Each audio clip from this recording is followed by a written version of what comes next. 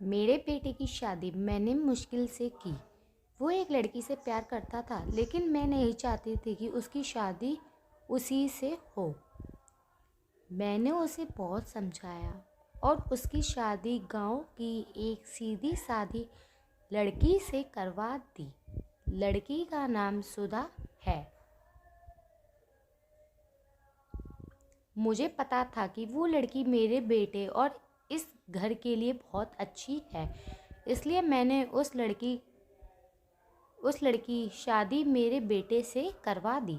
सुधा हमारे घर में आई। लड़की घरेलू थी, बड़ों का सम्मान और घर का काम करती थी।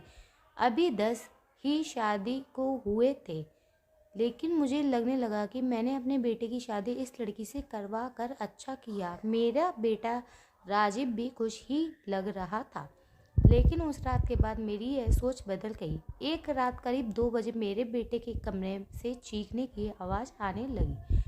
ये चीखें मेरी बहू की थी। मैंने थोड़ी देर तक सुना, फिर वो चीखना बंद हो गया।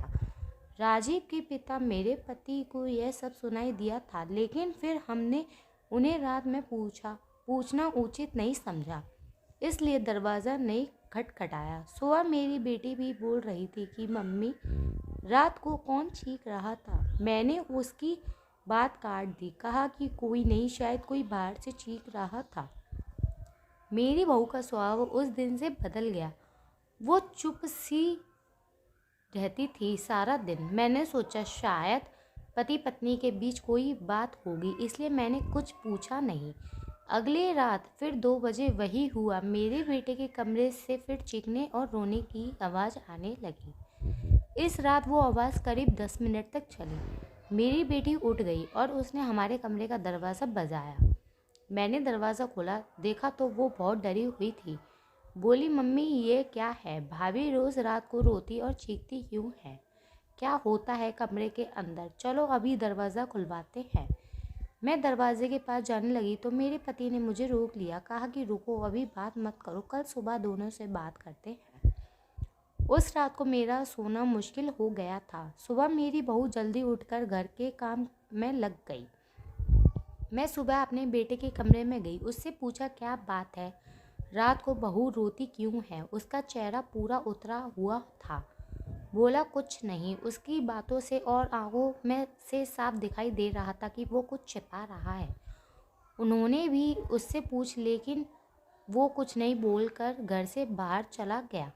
मैंने मेरी बहू से पूछा, वो कुछ काम कर रही थी। उसको देखकर ही ऐसा लग रहा था कि जैसे रात में ठीक से सोई नहीं है। आंखें साफ बता रही थी। मैंने उसे पूछा, क्या हुआ, तुम रात को रो क्यों रही थी?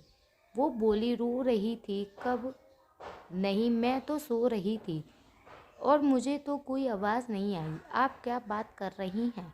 उस कमरे में ऐसा क्या हो रहा था? यह बात या तो मेरी बहू जानती थी या मेरा बेटा, लेकिन दोनों ही कुछ नहीं बता रहे थे। पर दोनों के चेहरे से साफ पता चल रहा था कि कुछ है जो ये दोनों छुपा रहे हैं। लेकिन क्या? अब जब भी रात आती है मुझे नींद ही नहीं आती, क्योंकि आधी रात को फिर वही होता। बहू जोर से चीखती और रोती। मेरे मन में कई सवाल थे। क्या होता है उस कमरे में? फिर एक रात करीब 2 बजे मेरे घर में वो हुआ जो मैंने सोचा भी नहीं था। मेरी बहू रात को कमरे से बाहर आ गई। उसके कपड़े कहीं भी जा रहे थे, उसकी कुछ होश नहीं था। बाल खुले थे और वो घर के चौक पर आकर बैठ गई। जोर से चीखने और रोने लगी। हम सभी घर वाले बाहर गए। मेरा बेटा भी कमरे से डरा हुआ बाहर आया। बहू की ऐसी हालत देखकर हम सब भी डर गए। मैंने मेरे बेटे से पूछा कि ये क्या है? वो बोला, बस माँ देख लो, यह रोज़ रात 2 बजे ऐसे ही किया करती है। मैं आप लोगों को क्या बताता। सुबह जब उससे पूछता हूँ तो उसे कुछ याद ही नहीं रहता। बोलती है मैंने तो कुछ नहीं किया। बहू जब थोड़ी देर बाद शांत हुई तो मेरा बेटा उसे कमरे में ले गया और सुला दिया। मैं सोच रही थी कि ये क्या है। मैंने मेरे बेटे को कहा कि तू उसे उसके घर छोड़ आना, सुबह मैं उसकी माँ से बात करूँगी। सुबह होते ही मेरा बेटा उसे कुछ बहाना करके उसके घर छोड़ आया। मैंने उसकी माँ से बात की। उसकी माँ ने कहा कि ये क्या बोल रहे हैं, मेरी बेटी बिल्कुल ऐसा नहीं करती है। मैंने जो सोचकर राजीव की शादी उससे की थी वैसा हो नहीं सका। बहू को छोड़े अब 20 दिन हो गए थे। इस दौरान उसके घर से फ़ोन आता रहा, लेकिन मैं टालती रही।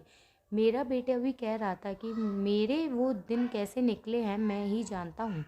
मैं उसे वापस नहीं ला सकता। कहीं उसने मेरी जान ले ली तो क्या करोगी? मैंने उस पर फिर ज़्यादा दबाव नहीं डाला, पर मैं अपने आप को कोस रही थी कि मैंने अपने बेटे की शादी उस लड़की से क्यों करवा दी। अब मेरे घर में कोई नहीं चाहता था कि वो वापस आए। इन्हीं सब बातों में 3 महीने निकल गए।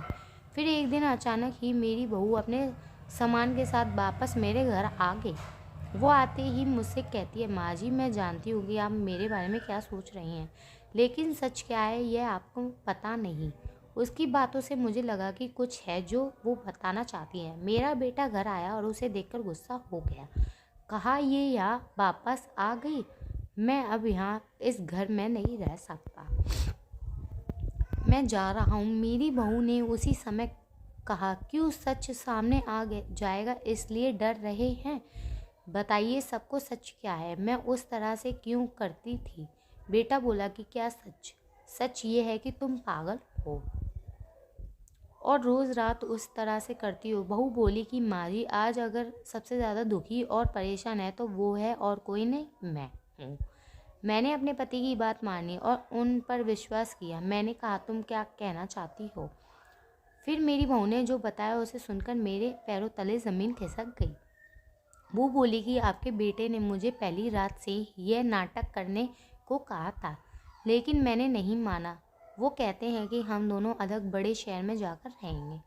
उनको कहा, अगर ऐसा है मेरे घर वाले मुझे नहीं छोड़ेंगे, लेकिन तुम इस तरह का नाटक करोगी तो वो डर जाएंगे और फिर हम अलग रहेंगे। पहले मैंने बोला कि यह सबके साथ अच्छा है, लेकिन फिर जब वो मुझसे बात नहीं करते थे तो मुझे उनकी बातें माननी पड़ी। और फिर मैंने जब सब नाटक किया तो उन्होंने मुझे घर छोड़ दिया। मुझे आप सभी की नज़रों में पागल और न जाने क्या साबित कर दिया। उसके बाद मेरा फ़ोन भी उठा नहीं रहे। मैं उनका वहाँ मेरे घर इंतज़ार कर रही, लेकिन वो नहीं आए।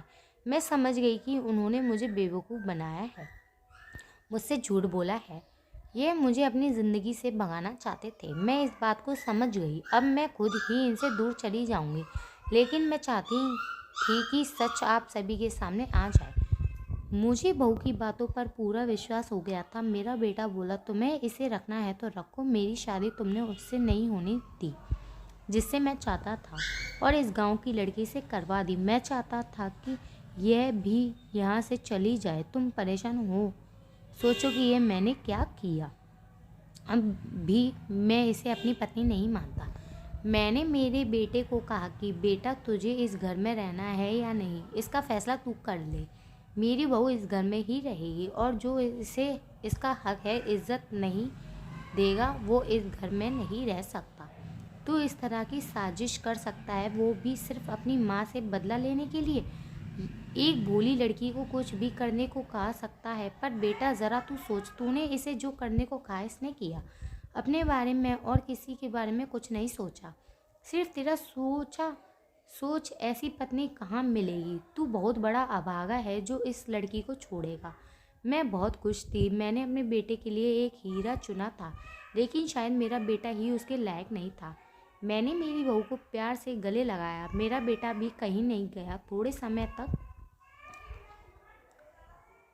ज़रूर नाराज़ रहा, लेकिन मुझे पता था कि उस लड़की से कोई प्यार किए बिना कैसे रह सकता है। आखिर धीरे धीरे सब ठीक होने लगा।